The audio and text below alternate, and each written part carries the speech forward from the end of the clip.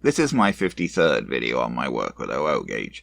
See part 1 of this series for my reasons for getting into OO gauge when I already had a lot invested in working in N gauge and I didn't really have space available for a large, fully operational OO gauge layout.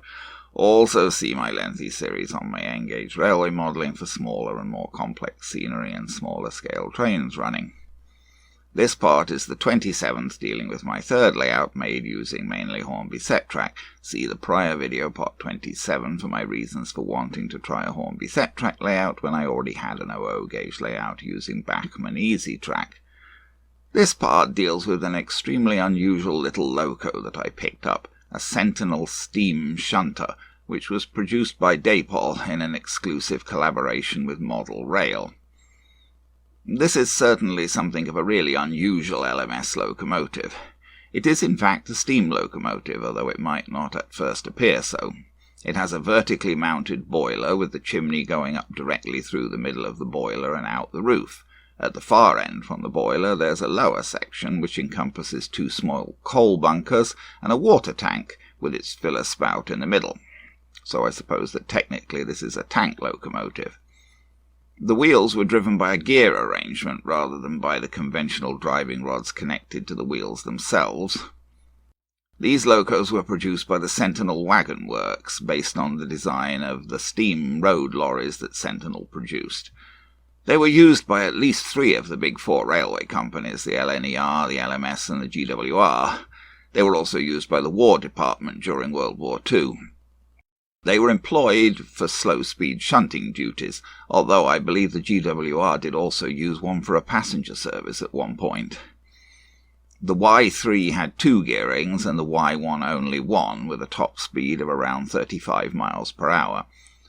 They were quite powerful, something in excess of 100 horsepower, which is reasonable as they clearly needed to pull something of a load to be useful as shunters. I wasn't aware of this exclusive model when it was originally produced for Model Rail by Dapol some years ago. I only became aware of it when I saw one for sale on eBay UK. I did balk at the price a bit, £129.95, plus for me shipping from the UK to Canada. But I hadn't been spending too much on eBay recently, and this did seem like an opportunity to add something really special to my LMS modelling, so I went ahead and clicked buy it now. Here's the model as it arrived in its box. Special packaging for Model Rail rather than a normal Dapol box. 2 things immediately struck me. It was tiny, more the size you'd expect of an N-gauge model, and for such a tiny model it was surprisingly heavy. Opening the box, the loco was securely held in block of ice packaging, and there was a folded sheet of paperwork, as seen here. On the right is a history of the Sentinel steam shunters, which you should be able to read if you pause this. The main item of significance on the left is a strict instruction that the gears on the model should be oiled before running it on pain of voiding the warranty. This seemed a bit odd to me, I must say. It didn't exactly apply in my case as my model was used. Nevertheless, I felt I would certainly pay close attention to the lubrication of the gears before running my model. Here's the model with its block packaging opened. It really is tiny for a locomotive. Those are 1 centimetre squares on my cutting mat, so you can see the body of the model is less than 7 centimetres in length. It is, however, really heavy for its size. Since the body appears to be plastic, this weight presumably comes from the chassis and mechanism. It's quite an attractive little model, although basically quite plain. The big failing of the model is that electrical components inside can be clearly seen through the windows. This does seriously detract from the realistic appearance of the model. I realise that with such a small model there isn't much space to fit things inside, especially since they wanted to have room for a DCC socket. But if the components had to be there, I would rather have seen something like a printed backing inside the windows. Indeed, I might even consider removing the body, which can be fairly easily done for DCC fitting, and putting something printed inside those windows to hide the electrical components and create more of an illusion of a cab interior. Anyway, but I haven't done that yet. I did notice that my model appeared to have some marks on the roof. Those marks might have come from the foam inside the block packaging, or they might have resulted from the previous owner's handling of the model. In any case, I didn't like the look of them, and I used a Q-tip dipped in mineral spirit to clean the roof. I got the model upside down in my servicing cradle. The gears actually appeared to me to be over-lubricated and to have bits of gunk of some sort stuck between their teeth. So I first tried to clean the gears, turning them a bit with my wheel cleaner and picking out the gunk with tweezers. Then I brushed the teeth of the gears to further remove debris and excess lubrication. I also cleaned the wheels with my wheel cleaner, which was required, so obviously this model had been run quite a bit.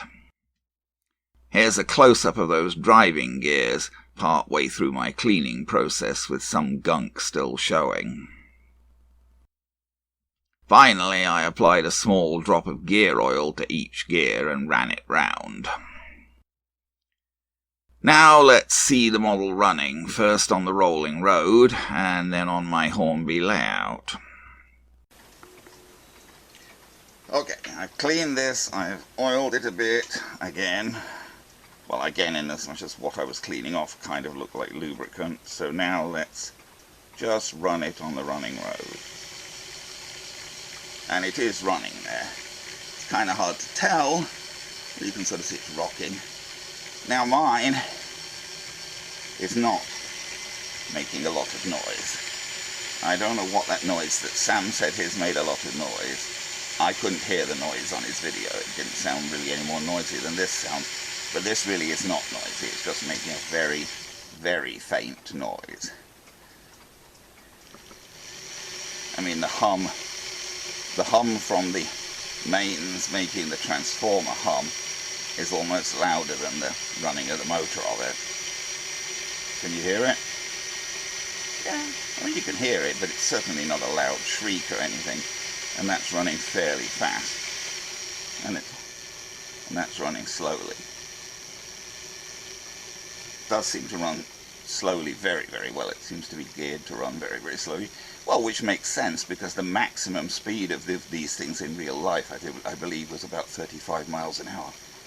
They were designed to be extremely slow speed shunters. Yeah, that's going forwards. Well, I think going left to right here. Yes, maybe that's backwards.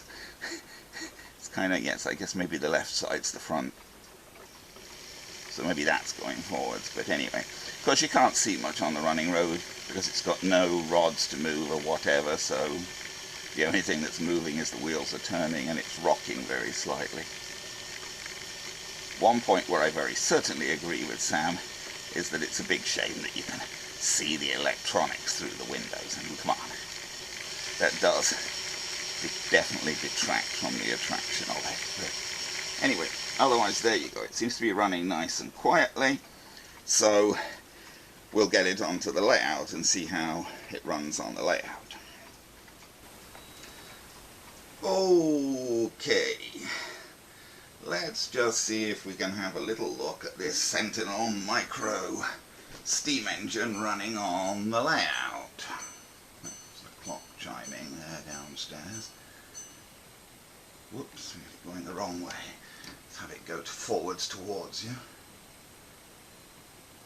Now the first thing you can say about it is geared incredibly slowly. That's 30% power.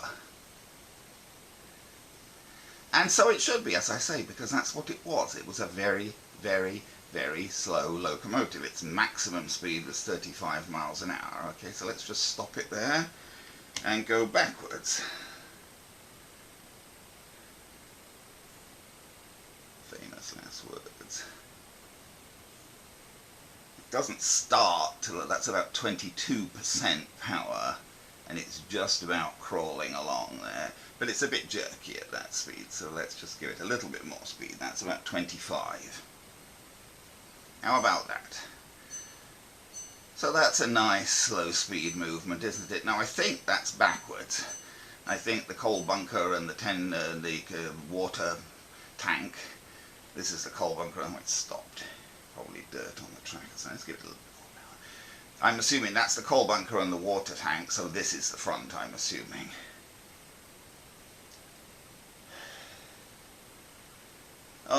Okay, and how fast will it go? Well, we don't want to push it too much, but let's say we push it up to 60% power.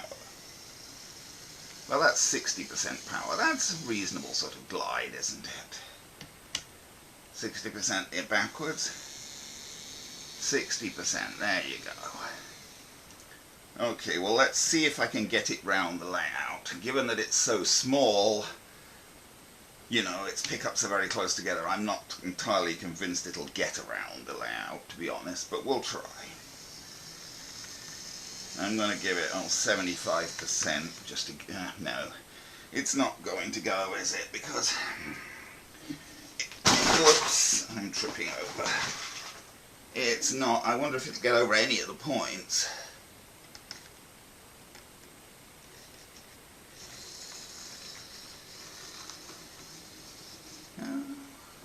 Yeah, see, it has great difficulty getting over the points, and that's not surprising, is it?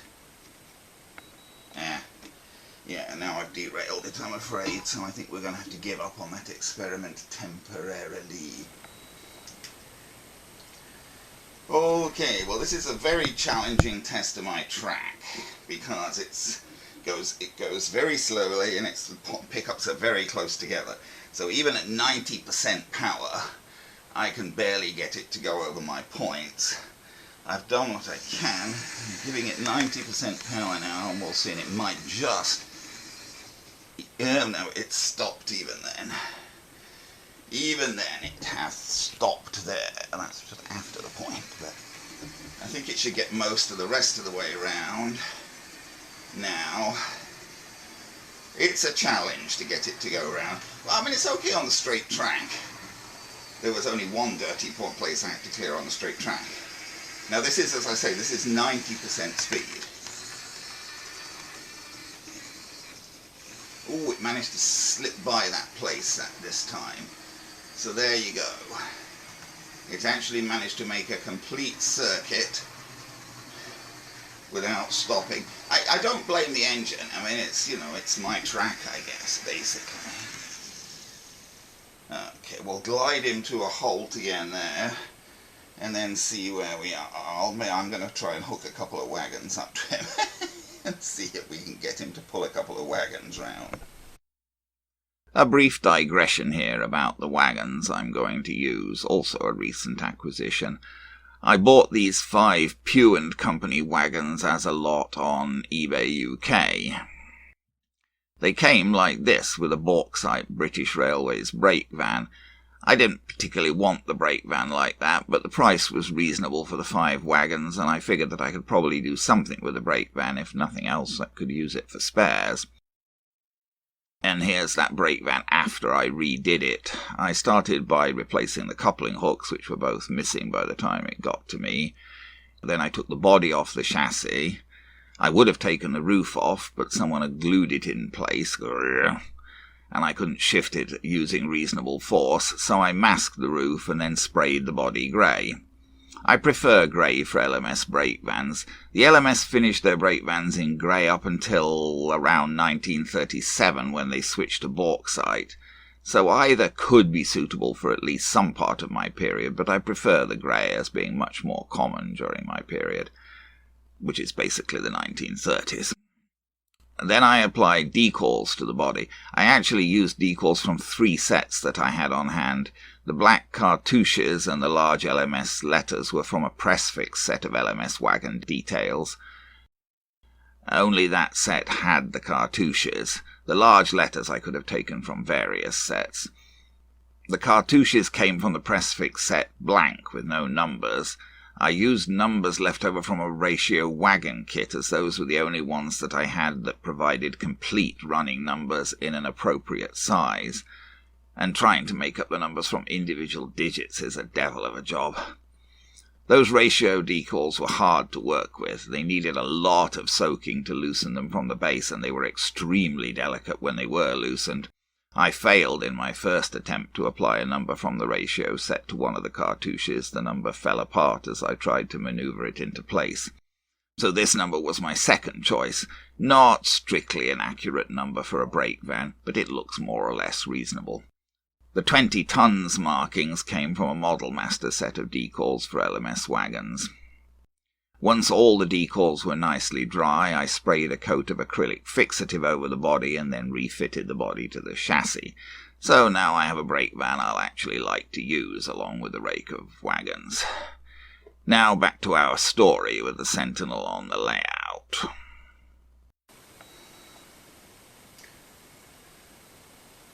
Okay, well, let's see how he makes out with these wagons. It's probably a bit optimistic, given that he could barely get round on his own, but we'll see what we can do. I don't think he'll have any trouble pulling them. The problem is he probably won't be able to get across the points with them behind him.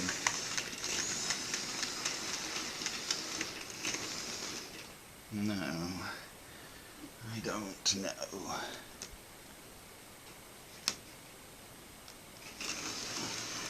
Gently urge that train on.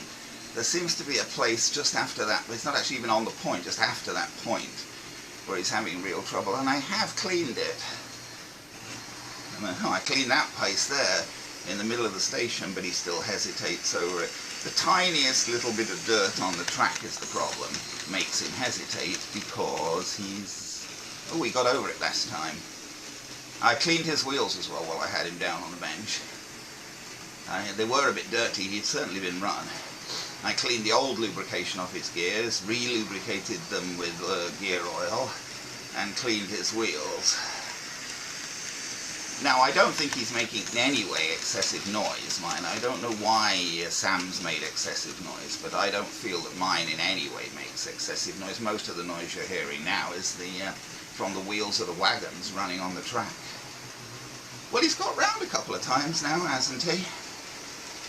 Here he comes again, in this camera. Now, I mean, I am running him fast for him. I'm running him at 90% power, because he only gets over the points if I'm running him at 90% power, I'm afraid. Let's let him get over that dirty place there, and then we'll slow him down. Okay, that's 50% power. He's coming round now at 50% power. Which would be, you know, a standard fast running speed for most engines. Let's just stop him there a minute. Let's see how he gets on trying to push these wagons. And give him also 50% power.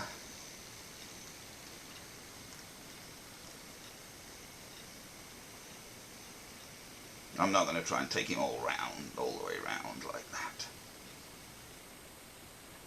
Alright, let's just bring him back. That's 40% power. So he is certainly a slow shunter, and quite a successful slow shunter. The only problem is you might have a bit of problem shunting with him, as he really struggles a bit to go over points. You're going to have to keep your points very clean, well, or have electrofrog points. My points are all frog. And most engines have no trouble getting over them, but he is tiny. You've got to give him, you know, a bit of excuse for that. He is tiny, so it's natural enough that he struggles a bit to get over those frog points. Still, I don't regret buying him, even though he was a bit on the pricey side. There you go, a Sentinel Y1, I believe it is, steam shunter.